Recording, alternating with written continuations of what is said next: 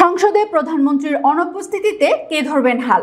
বিকল্প হিসেবে দায়িত্বে ৩ মন্ত্রী। ত্রয়োদশ জাতীয় সংসদে এবার এক নতুন এবং সুসংগঠিত চেইন অফ কমান্ডের চমক দেখালো প্রধানমন্ত্রী তারেক রহমানের নেতৃত্বাধীন সরকার। সংসদে কোনোভাবেই যেন নেতৃত্বের বিন্দুমাত্র শূন্যতা তৈরি না হয়, সেজন্য এক নিখুঁত মাস্টার প্ল্যান সাজিয়েছে মন্ত্রিপরিষদ বিভাগ। সোমবার জারি করা এক ঐতিহাসিক প্রজ্ঞাপনে স্পষ্ট করে দেওয়া হয়েছে জাতীয় সংসদে প্রধানমন্ত্রীর অনুপস্থিতিতে কারা ধরবেন সরকারের হাল। নতুন বাংলাদেশ গড়ার প্রত্যয়ে গত ২১শে আগস্ট ডক্টর মঈন খান ও আন্দালিব রহমান পার্থ সহ ৬ জন নতুন মন্ত্রীর শপথ এবং রদবদলের পর এবার সংসদে তাদের দায়িত্ব ও বিকল্প নির্ধারণ করে এই যুগান্তকারী পদক্ষেপ নেওয়া হলো। প্রধানমন্ত্রীর অনুপস্থিতিতে ৩ হেভিওয়েট ঢাল। মন্ত্রিপরিষদ সচিব নাসিমুল গনি স্বাক্ষরিত প্রজ্ঞাপনের সবচেয়ে বড় চমকটি হলো প্রধানমন্ত্রীর বিকল্প নির্ধারণ। সংসদীয় কার্যক্রমে প্রধানমন্ত্রীর কার্যালয়ের মূল দায়িত্ব স্বয়ং প্রধানমন্ত্রী তারেক রহমানই পালন করবেন, তবে তার অনুপস্থিতিতে সংসদে সরকারের পক্ষে ঢাল হয়ে দাঁড়াবেন ৩ হেভিওয়েট মন্ত্রী।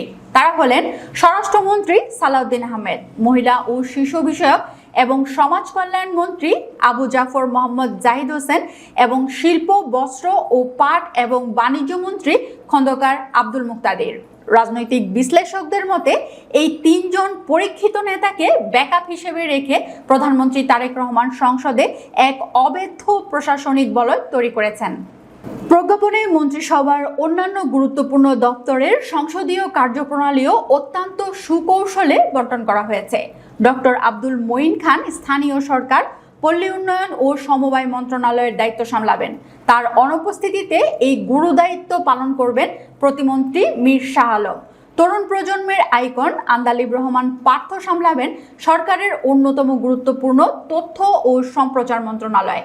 তার অনুপস্থিতিতে ব্যাকআপ দেবেন প্রতিমন্ত্রী ইয়াসের খান চৌধুরী।